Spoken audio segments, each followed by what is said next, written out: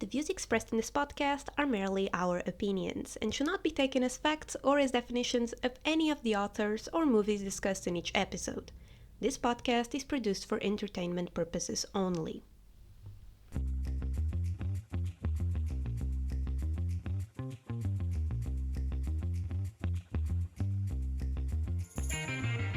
I'm funny how? I mean, funny like I'm a clown, I amuse you? I have come here to chew bubblegum and kick ass. I'm 37? I'll have what she's having. Well done! Well done! Hi everybody! Welcome back to our podcast. Hope everyone is doing all right. I hope everyone liked the first episode. We surely did. The autumn time is coming to an end. I'm feeling some type of way, you know. I'm really ready to talk about a weird movie like today's episode is going to be. Let's talk about it. And let's remind everyone that if they want, they can come to our coffee page and talk to us over a coffee, debate some of the issues and some of the films that we've been introducing. Let us hear what their opinions are, because this is opinion based. Yeah, exactly. Come and join us. Come and talk to us. Tell us your opinions. If you watched latest movie, just come and say hi. Come and say your opinions suck. Okay, I do not agree with anything you said, which is valid, but be respectful about it. You know, Yeah. don't just respectfully disagree. You know, Yeah. but come in and say something. That's what community is all about. Who knows? Maybe you saw something. Okay, so the second film is Coherence. You It had was never seen that film. But it was your choice. It was Yeah. your choice. It was from your pack of movies. Today's episode comes from Bruno's choice. So, you know, I know whatever he chooses, it's going to be good because he has a great taste and he always manages to like pick movies that I've never seen before. And I'm like, Oh, thank you. okay, you know, being a film major, I expect that from you. Oh, no pressure. You know, you cannot expect good choices from me. I'm pretty basic at that. From you, I do expect it. And you said, go and watch Coherence. And I was like, okay, I've never seen that. I've never heard about it. I watched it. I did not recognize anything, not even like none of the actors. I was like, okay, so this is also a 2013 movie. So I was like, is this a theme that we are going through and we don't know about it? I managed to watch it. And my God, I got a headache. I was out of it. It's one of those movies that you will be rewatching 20 times and you will still be like amazed by it. It's so simple, but so fucked up at the same time, you know? So I don't know. The movie is a bit of a mind fuck.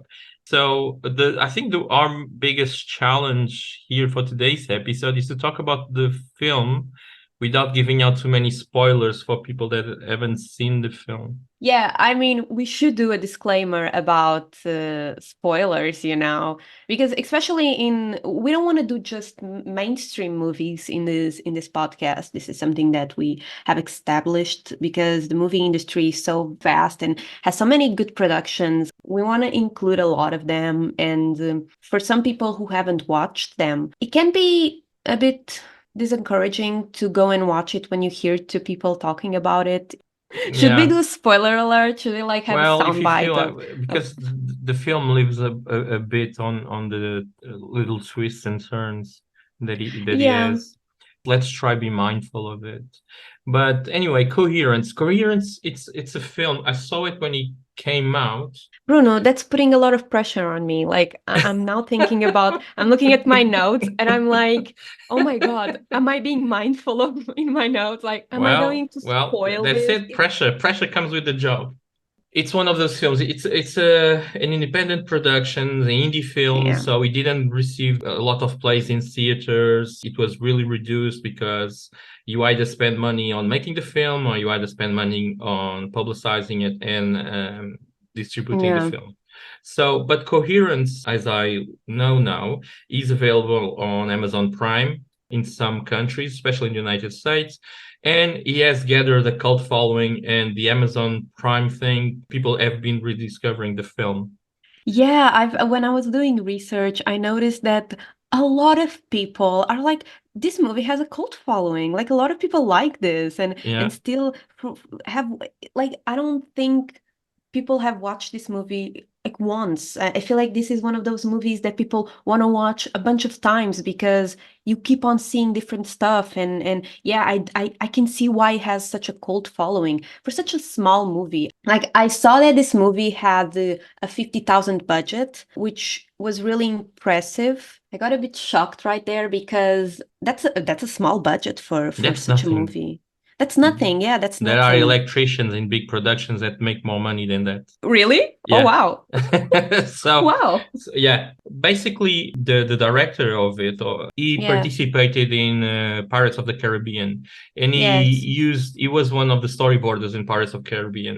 Basically, he used this payoff, but from Pirates to actually make this movie. And the movie is all recorded in the friend's house, so everything happens in one place, which It's is his really. house. Oh, I think yeah, it's his Yeah, it's house. his Yeah, it's his house. house. Yeah, The it's only James Byrkit's house. the only actor that you actually know, or people will know, people from my age will know, it's the character Mike, because the guy was part of the Buffy the Vampire Slayer TV show. Oh, He's the only do tell. known, yeah, he's the only known actor in the middle of it. What you have there is all these ingredients for indie film. So the location is always the same, or they are very concentrated around the one location. It's a simple story, but then it plays out with a lot of genre expectations. It's a very interesting film to discuss how actually horror thriller films work and how they work in the human imagination and why we keep on going watching them. As many as other films in my life, I must have seen Coherence more than 10 times now. Yeah, you're one of those. And Yeah. I rewatched it again for this episode. But it's one of the films that when people say to me like, "Oh, can you recommend me a film?" But a film that will like grab me onto my seat, I always say like, "Oh yeah, watch Coherence." But it did, at least for me, yeah, it actually made me, I was glued, like my eyes were glued to the screen. I was like, wait, what is happening? What? And then the headache actually got worse when I was like, oh my God, I cannot believe Bruno is making me research physics. I'm not a physicist. Damn. I was like, because you know, as we will be discussing, the movie plays a lot with the alternative realities and intertwined realities and the quantum physics of it all. So it's for those who don't really understand it or are really familiar with the concept, as myself, because damn it, I'm not a physicist. I'm not even close. I was really confused, but I was still going with the flow, you know. Coherence, what he does is you have all that technicality around the film with a very humane and a very simple story. So basically, for people that haven't seen it, some friends, they gather around for a dinner, like dinner party kind of thing, and everyone's there, and you can see that there's new persons into the group that they have met, they know each other for like quite a while, but there's like someone there that has his new girlfriend next to him, but his old girlfriend is also in the dinner. And Yeah, awkward. and Yeah. the thing is, the funny thing is that there's little tension that comes from that situation in the film, because the events of the night, they completely overshadow even the situation where the old girlfriend is trying to kiss the guy again. Yeah, I mean, it was totally brushed off the whole conflict of your ex is here and your ex kissed you, and the whole dynamic there of it, Yeah, did he because cheat? he has a reason to it. Yeah, I don't know. It was a bit because like a bunch of strange things started to happen, you know, during that night. Like even in the first minutes of the movie, the phone starts to crash and like the power goes off, and then it has this thriller ambience to it, and the movie is classified as a thriller, so like, okay, you would expect that, you know, but then it's not so thrilly because there is a comet, and you're like, okay, is it because of this comet that is passing through, the power goes off. So it's such a weird thing. But yeah, phones crashed. Yeah. That's the first thing is like the phones, they start crashing and they start kind of exploding. They think it's okay, but then the power goes off and then they realize that there's only two places with energy, their house and a house further down the road. And this is where things starting to happen, because as they found out, this other house further down the road, it's the same house. It's like a mirror house. They are there also. So you have different realities separated by a bit of road that's completely dark that they have to go across it. So this is where things start to getting weird. Yeah, which we call the dark space. We call the dark that, space. Okay, yeah, yeah, the there's a dark dark space. space. Which So it's just further down the road because it's all dark because it's nighttime and there's no yeah, power. So that's like a dark space where every time you pass through, everything changes reality. So that yeah, second house, which is so freaky because they're like, oh my God, there's a second house. Let's ask help to those people. And then those people are they. So yeah. it's like, okay, back at So you have zero. these conflicting realities, and the situation is that no one understands what's going on, and they go right into that survival mode.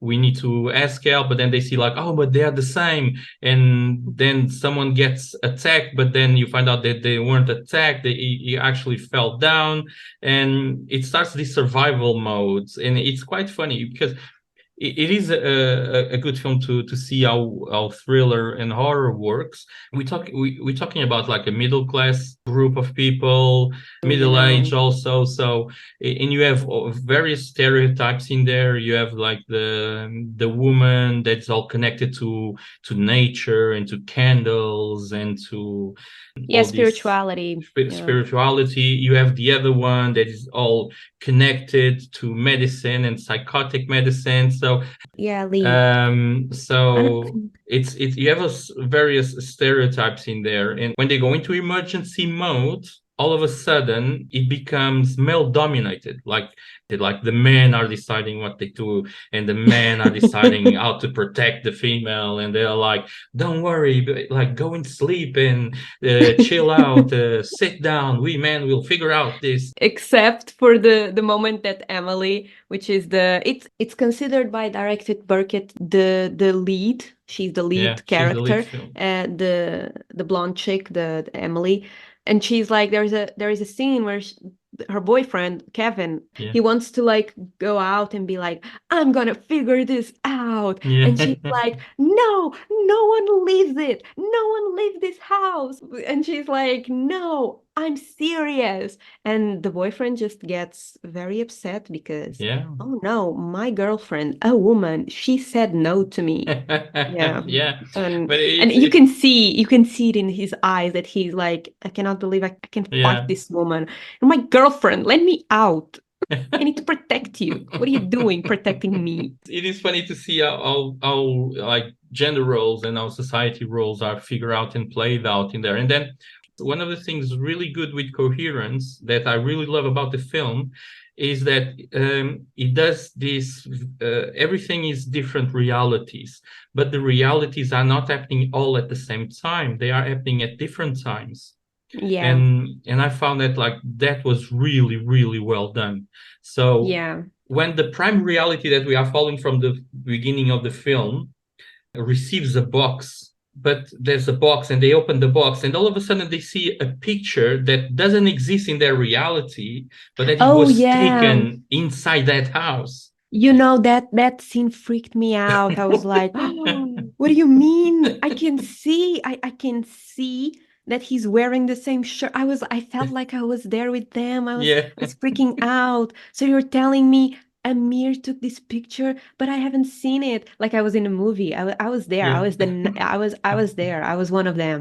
You were Yeah. feeling it, like you Yeah, I identify was with them. like, I So you're don't feeling remember. it. I do not remember Amir taking this picture either, guys. Like I'm really freaked out right now. Because it's breaking personal space, isn't it? Like the house, it's their space, their comfort space, and all of a sudden they have a picture that was taken inside that house, but it hasn't happened in that reality. So like they're feeling violated. Yeah, the most I think in that scene we still haven't like gathered the idea of it being parallel universe.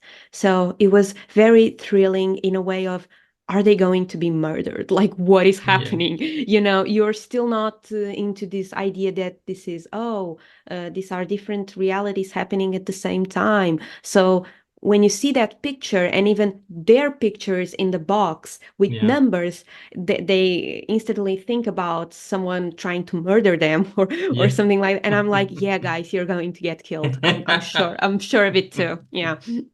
And another very good scene is where they decide to write a piece of paper with a note, like a peaceful note saying like, we are in this together, we need to use your phone and stuff. And when they write the note and they go like, okay, let's put this in the other house and wait for their response. And they hear a noise and they open the door and the same note is exactly at their door. Yeah, that scene, I was like, well, something's freaky happening here. What do you mean the same note? And I think, wasn't there also a third note? Like, I was, because there was at the same time, another note further down, that the one that says that Mike has put under the door saying like, I cheated with you with your wife. Yeah. That was the third note as well. But that's the That thing. was also, But that's further bit down the film, because then they decide that they are at war with all these different realities, which is funny because there's no clue to it. It's just them trying to protect their space and everything. yeah. Like, we need to go to war. And Yeah, we need to fight ourselves. It's very, I mean, very spiritual if you think about it. Damn. yeah, We need it's to very fight connected to the human mind and to how humans interact and work. It's like, oh my God, we are in peril, let's go to war. But there's no evidence of it. There's nothing that tells you that, because no one has actually tried to harm anyone. It's like they're just trying to figure out, every house is trying to figure out what's going on. Yeah, I mean, not every, because at the end of the movie we see that some of the realities they didn't give a crap. They were like, let's still have dinner. Oh yeah, some of them was like, yeah, whatever, like, let's stay in house. And that's one of the good things. Like, you then see, you get the confirmation that everything is happening at different times. Yeah. Which I was like, oh my God, this is really genius. Like the way they built this, the way they go like different realities, different times, different events, because they are specific events that they happen differently in the realities. But yeah, it comes to this big, huge mindfuck of a film. Yeah, like one of the things that I most liked, and I felt the thrill of the performance, and then I was researching a bit, and I came across this interview with Byrkit. He said that the dialogue was improvised. Like he did not give them the script like the actors, and each night he would give them like individual notes with like small bits of the backstory because the movie was shot for 5 nights in his house. It's like you have 50,000 budget, you have his house. It's so like you could do that. It's such a simple setup, such a simple production, and filmed over 5 nights. And they were not told how to react or even what the other characters were going to say. So they really relied on this spontaneous factor, and that's why the dialogue was so improvised. But that's a really cool thing to do, actually, because when you have some of them actually went into professional acting and they have more roles, but some of them didn't. But when you have like inexperienced actors and you don't give them out a script and you just say like, you need to do this, you need to do that, you give them specific roles, you get more spontaneous reactions and you get more reality out of them.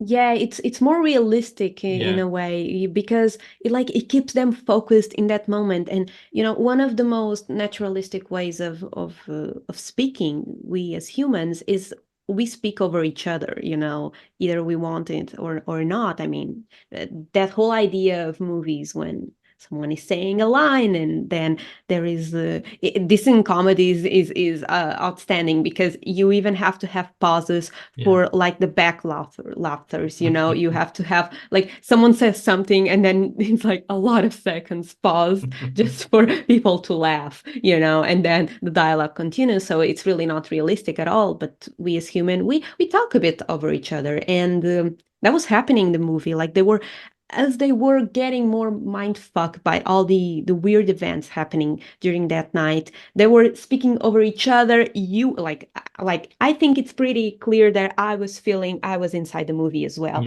So I was discussing with, I was like, guys, we need to calm down. I'm not getting anything. I don't even have subtitles here. Come on, like chill. Because there's a TV show that kind of changed how things are done. It's called Curb Your Enthusiasm. It's by Larry David. And basically, it's a TV show. It's a comedic TV show. But the thing is, there's no script. The actors are called in for a day and they are given notes. They sometimes they get a note saying like, defend this idea. So the scene starts and they know that they have to defend that idea. Okay.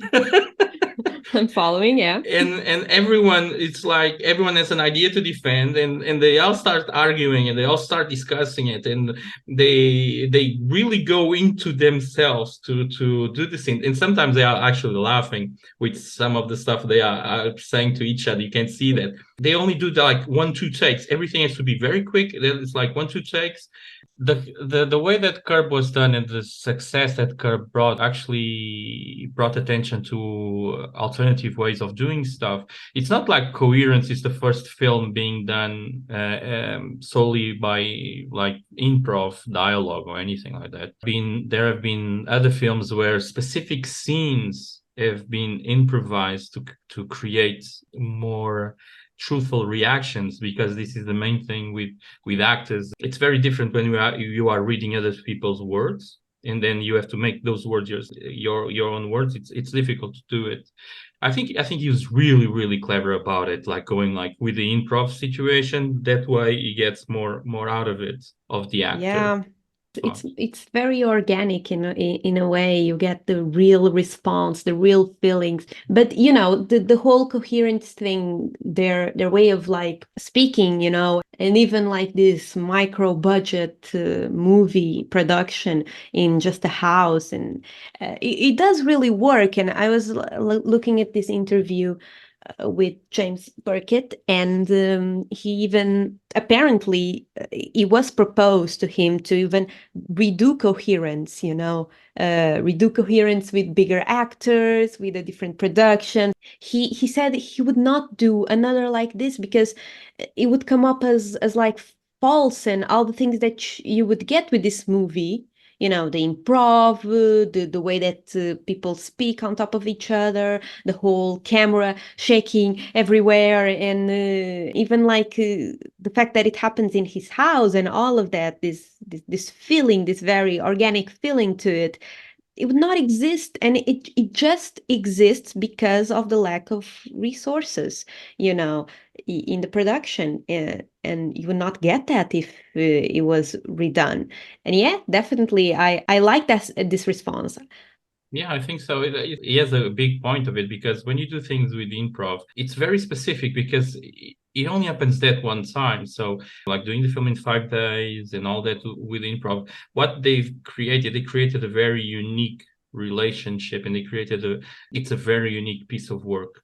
So even if you go out and you do like a remake of Coherence or anything, you won't get the same. It will be a flop. You won't have that emergency, because filming a film in 5 days, which already brings an emergency to the actor, but doing it about a situation that they assume for themselves, because no one tells them, they assume from themselves that is a life and death situation, also builds up on that stress.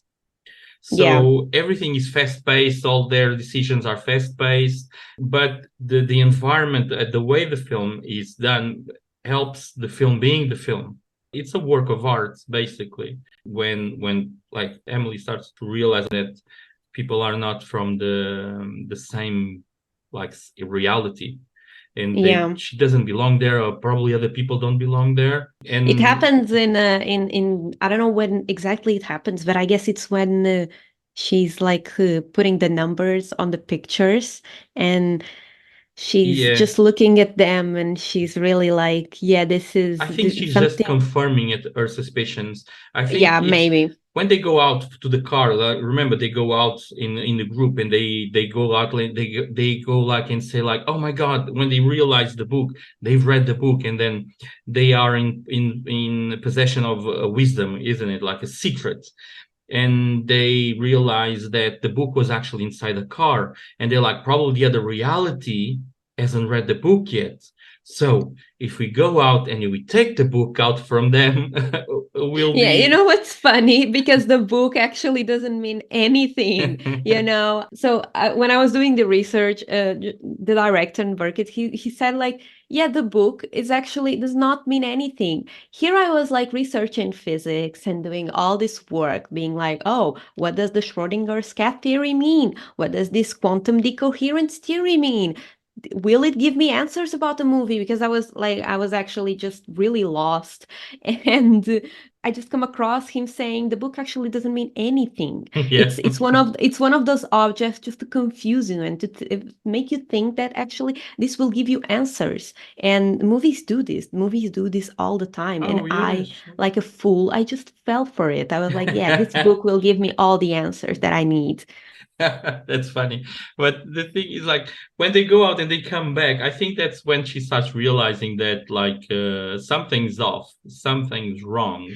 You know, that scene was really creepy because Kevin just stares at her in the Yeah, darkness, and it's just like this light coming from like above him. And I'm like, ew, this is really weird. This is so freaky. Is he even yeah. blinking? What is happening? You know, I was really into the movie. I was like there, I was freaking with them. And it's just that scene, I did not like it. Yeah. And then she But runs it's away. funny.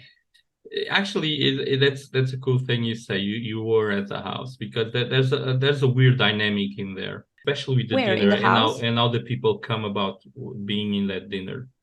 Yeah, I Um, mean, like the thing about this idea of alternative realities. One of the interesting things about this intertwined realities is we don't know how many of them are, and we as the audience and the whole movie just starts presenting these weird events coming 20 minutes into the movie, you know, with the phones crashing, the lights going off, and actually, if you pay close attention to it, maybe even in the beginning of the movie, we are actually presented with different realities coming together. Do you remember that part where they're like sitting at the dinner table, and Lori and Mike start talking to each other, and he's like, "Oh yeah, you're the yoga teacher, you're the yoga instructor or something," and Lori's like, "No, I'm not," but she's genuinely confused about it. She yeah, doesn't know what he's talking about, and and he's like, "Oh, you're not." And she, Lori, is really confused when Mike says, "Oh yeah, I was on that TV show, the Roswell TV show," because she watched the show, she knows the show, and I don't know, I guess he was like the lead or something, but she doesn't recall him being a part of that show. And it just goes to show that maybe they were already in different realities where they actually don't know each other. yeah, Because Mike, probably. he is the one that says, "Who's Lori? Who's Lori?" Like in the kitchen in the beginning of the movie, Yeah. like someone says, "Yeah, Lori's coming to. Amir is bringing her," and he's like, "Who's Lori?" "Oh, you know, that dark-haired girl and stuff." And he's like, "I don't know. Maybe we were already in different realities." Even Emily, when she comes, because the movie starts with Emily coming like in the car, and then her phone crashes because the comet was already passing through. So who's not to say that they were already going through the dark space and coming to different houses and different realities, and we as fools were now looking, "Oh yeah, these people know each other for sure." Yeah, that's a really cool take on it because you start picking up when you start watching the film over and over again, you start picking up all these different notions, different things, and it's like imagining like how they came together there, and when you say that, like probably they aren't from the same reality anymore because she comes alone in the car, she has Kevin there, and they go in and everything, but there's like a coldness to their relationship, isn't it? Like Yeah, I guess he wants to go, he will be going to Vietnam, and she hasn't made her mind up yeah, if she but wants there's to like go. a Yeah, coldness to it. yeah, It's there like is a tension there's for a sure. tension there, but all of a And then sudden, the fact that the ex is coming does yeah. not help. Yeah, but that's quite funny because it's a weird film to start talking about it like that, because when you start going on rabbit holes, Yeah, no you one is real. Like at the end, yeah, no one is real. You know what? you get to the Why a bother? very weird space. Another thing is like with Emily, because Emily is given as the main character of the film. Yeah, that is true. That's something that I saw, Burkett say. It was a bit weird to me because you don't really, I mean, I get it in a way because we start with Emily and towards the end of the movie, we sure have this feeling of she being the main character, but for the majority of the movie, you don't really get that feeling. It's like all eight of them are just main characters, you're Yeah. following this friend group, but the director really says it as we are following her. She is the main character, Well, which yeah, was a I bit think weird for so. me. It comes to a point in the film that I feel like that also. But it's quite funny, like that scene, like when Amir and Hugh they leave and then come back, and Hugh has a cut Yeah, in his yeah, forehead, yeah. like he has a cut. In, yeah, The near thing his is, eyebrow, if yeah. you go and watch the film, because he gets like a band-aid. A I guess, bandage, yeah, yeah, yeah, he gets because like a band-aid, yeah, because a he has cloth, this wand, a yeah. cloth band-aid. But if you go and rewatch the film from that moment on, whenever like they go out and come back and all that, the band-aid is different. So Yeah, that's a detail because when Lee was taking care of Hugh's wound on his eyebrow, she was like, "Okay, so which bandage do you want?" And I was like, "This is a really weird moment in the movie. Like, this is something that I have to pay attention to this because this is too random to yeah. not have importance. Like, who cares which bandage he's wearing? Like, afterwards, it's exactly what you're saying. Like, you can see the bandage changing because it's a different hue. This is like a minor detail that you have to pay attention to because Yeah. it shows that he's a different Yeah. man from different realities, just coming in this house and coming out. And it's like, yeah, I mean, Every time that he comes in, he comes in a different hue from a different reality. That's really cool, but because it's a little detail that you don't actually pick up. It makes sense in the film, like it makes sense for the entire scene of the film that actually you see this happening. For me, Emily starts being like the main character, or assumes the lead of the film when after the Laurie Kevin scene, when she knows what happened, and oh all of yeah, because us, she's told that something they were talking in the hallway and something was yeah. like, yeah, I know what you're And talking about. all of a sudden, what happens in the film, if you go back and see it, what happens with the film is like is shown in Emily's perspective. So every character that Emily kind of disconnects with or doesn't really matter to her, like the person doesn't matter to her, that person actually disappears from the Oh, narrative, okay. or starts fading out from the Oh, narrative. So it comes to a point where I think that she wants to confirm who's who. And that's why she's like, let's grab the pictures, let's put the numbers in the pictures. Because this is something really oh, funny, because they are actually doing something that they think that other house did, because they got a box, and the box had pictures, and the box had numbers in the pictures, and the box had a picture of a mirror that we had never seen being taken. yeah. And all of a sudden Amir is like, oh, let's take the picture, and Amir is they are trying to mimic the picture that they got from that box, from that box in the beginning. Yeah, So that first picture. That's a good catch. Yeah, that's a good this catch. is really cool, because the if you think about it, with all these different realities, because the realities are not working at the same time, things are not happening at the same time. Yeah, they're So not. I mean, remember when Mike just gets his face beat up, like because yeah, Mike was the one saying, "I'm gonna go there and kill kill myself," myself. and then he comes in and it's like, "Yeah, well, there you go. You're like getting killed by yourself." So you have all these realities going on, and the thing is, it's actually very funny, because if you think about the realities that choose to do the box, that they choose to do the pictures and everything, they are redoing it, or like they are redoing things that already happened in other reality that they know that it has happened, but they're like, let's do it. And they actually, it's a loop. It creates a loop of events in different realities, Oh, and okay, everyone is okay. doing the same thing.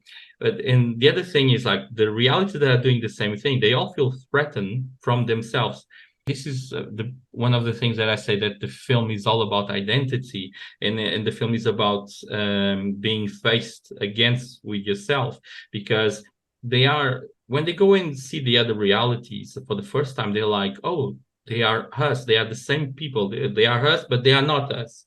It's Yeah, it's that like the same thing, body, but but I it's would not the also, same person. but I would argue there is the same mind in a lot of realities. Oh Otherwise, yeah, the fact that one of the mics actually ends up coming to the home and just killing the other, or sending the note or stuff like that, it just goes to show that a lot of these realities do align in terms of character, and not oh only yeah, like the body. But some of them no, because when Emily is like, she's going through the dark space and, looking at different houses like a stalker, she's like, what she sees is a bunch of houses that actually never left the house. yeah. And She sees a lot of realities that don't really care what's going on. They're not yeah, in that survival mode. yeah, good for them, Um, good for them. for me, that's the main thing. Like, you are being faced against yourself. It's like, even Mike, you see this in Mike, because Mike, as you said, Mike is like, oh, what happens if the other Mike is an alcoholic and he starts drinking, and he has that thing, I need to go there and kill him or beat him up before he comes here and beats me Or up. manipulate him, because like the other Yeah, Mike, with the the secrets. same, exactly the same Mike that was like, I'm going there, I'm gonna manipulate the Mike, because the other Mike, because I know a secret that only I know, that it's going to, Kind of and he ends destroy up, the group. yeah, he ends up not doing it, but another Mike from another reality Will ends up does it. doing that. Yeah. So it's like, well, you both thought of the same bullshit. You know what's funny is, me as a spectator, I was like, sure, I'm not recognizing a tangible danger here happening, but because this 8 group of friends are like just running around, screaming at each other, thinking something bad is going to happen, me, I'm gonna do the same. I'm gonna do the same. I was also freaking out. I was also there with them, I was also intertwined with them in all of those feelings, while I was not recognizing any danger. But I think that's one of the beauties of this movie. It really catches you. It really, it grabs you and brings you there. And it's like, yeah, you are also experiencing not paranormal activity, but like this weird run of events. Yeah. Yeah, it's, and for all that it brings, I always recommend this film if someone asks me, "Oh, do you have a film, or do you know a film that I just need like to be surprised with?" And I say, just see Coherence. You see it, and it's one of those films that stays with you because of the emotion that it provides. Let me ask you, like, you are one of the 8 friends. You're there, like, and weird stuff start happening. Would you go on survival mode? Like, would you actually freak out with them? Like, what Oh, would you most do? likely, because it's a social mentality kind of thing, isn't it? Like, if you are in one of those 8 people in the group, or the group starts to freak out, you will freak out.